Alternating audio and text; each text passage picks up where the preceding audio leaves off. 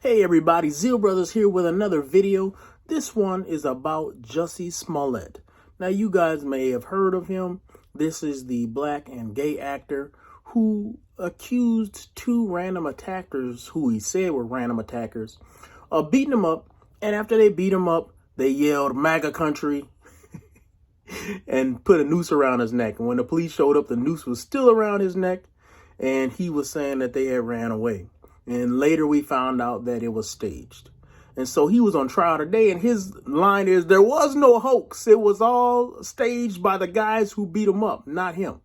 And so we really need to talk about this case here, because Jussie Smollett is saying that there was no hoax. And let's just talk about charges.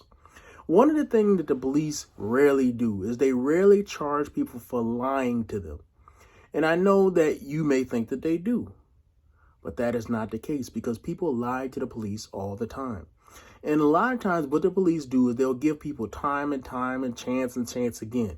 And finally, what they'll do is, if you file an official police report and it's false, they will probably give you one last chance to say, hey, we know this is wrong. You sure you want to go with this? And if a person recants, they won't charge them. But oftentimes, if a person sticks by it, they will charge them. And one of the stories that I was reading was just pointing out several cases where this has happened. People will lie to the police for insurance fraud. Sometimes people will lie for the police for personal reasons. There was a story about a guy who lied to the police in the city of Chicago because he didn't have tickets to Oprah Winfrey, even though he lied to his wife and said he did. So he pretended that he got beat up and robbed of his tickets. And that was his story, right? So he was going to stick to it. And it kind of reminded me of almost like a George from Seinfeld kind of story, where you sitting there making up such an outlandish story just to try to get away with a lie, right? So you had a lot of people out there lying. So Jussie Smollett is out there, and he's saying this is not a hoax. This has all happened. And when you talk about the Jussie Smollett case, what we have is a man who is a liar. Now, why? The question is not so much as why he's a liar, because we've known he's done hoaxes before. And if you haven't really looked up on a Jussie Smollett case, you'll note he has done other hoaxes to try to get more money from the empire. So let's just talk about Jussie Smollett a little bit, that this man is a liar, this man is a gay man and a black man, and he's trying to emphasize that he was attacked for these reasons. And he said people beat him up and said, this is MAGA country. Now, right there, we got a problem, because beating up and said this is MAGA country in a city that is very liberal, that's unlikely. Then on top of that, a noose is hanging around his neck. He was beaten up, we know now, by two black guys. So why would they tie a noose around his neck in a sign, obviously, of racial superiority? So we know that there is something hoax about this. And the bigger question is, why did the media believe this? And the media believed it because they think that that's realistic. It kind of reminds me a lot about this story that the media is pushing out there about Asian persecution. Now, many of you guys may have heard about this. I don't believe it. And the reason I don't believe it is because I have not seen it, and I have not seen any evidence that it has occurred besides somebody who shot up some sex workers or massage parlors that were staffed by Asian people. And a lot of massage parlors are staffed by Asian people. He seemed to me to be more disgruntled by the fact that he couldn't turn something that he paid for into something that was real to him. And that's a whole different issue. I don't really see a whole lot of anti-Asian bigotry. I see a lot of anti-Jewish bigotry. I see a lot of anti-Muslim bigotry. I see anti-black bigotry. I see anti-white bigotry. I don't see so much anti-Asian bigotry. Like people just going out there and saying, I'm going to beat up an Asian dude today. I don't see that, right? I have heard a lot of stories about you go to an Asian dude store and he's rude to you. No matter what kind of Asian he is. Maybe he's Chinese. Maybe he's Vietnamese. I've heard that. I've heard a lot of people talking about Asian people are rude, or they'll speak in their own language and they talking bad about you while they doing their nails, etc. Right? So I've heard all those stories. But I have never really heard people just gossiping in their house, especially amongst black people, saying, man, we got to get them Asian people. Them people, we got to get them out of here. You don't hear that, right? So this is why I call BS on that story.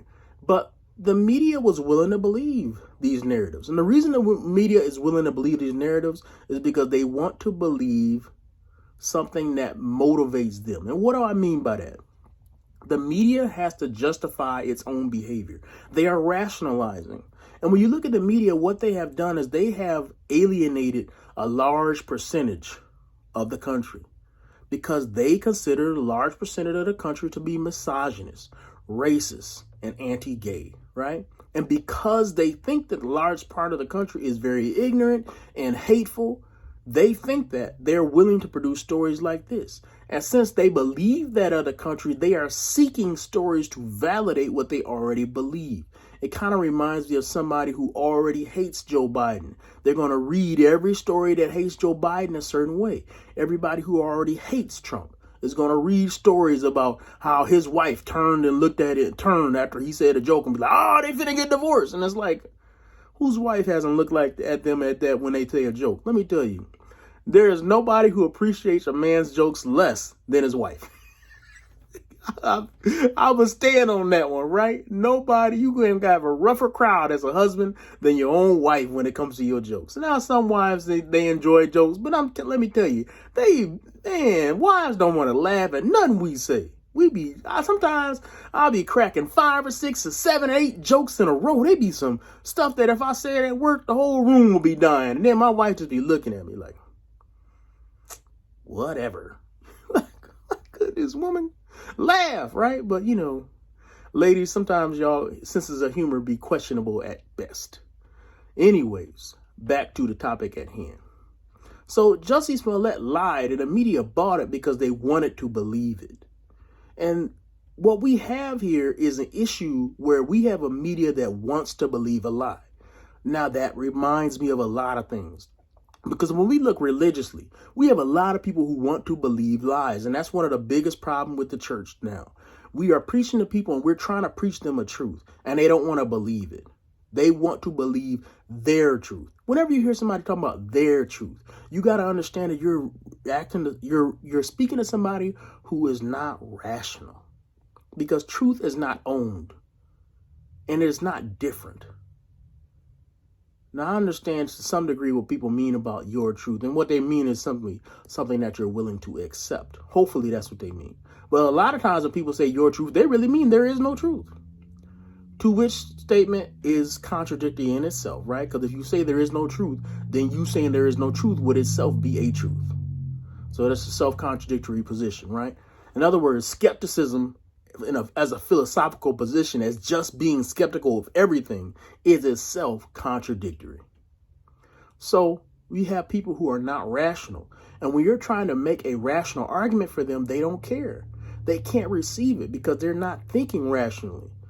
But the problem is that all forms of truth are going to take a form of rational argument. In other words, the reason that we should buy house A over house B is because house A costs less. It is in a better area. That is a rational argument.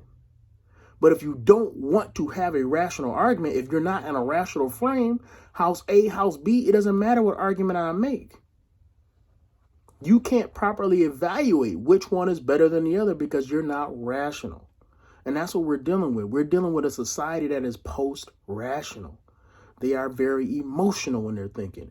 And what that means is it is hard for them to evaluate the difference between what their opinion is, what they subjectively like, and what is objectively true.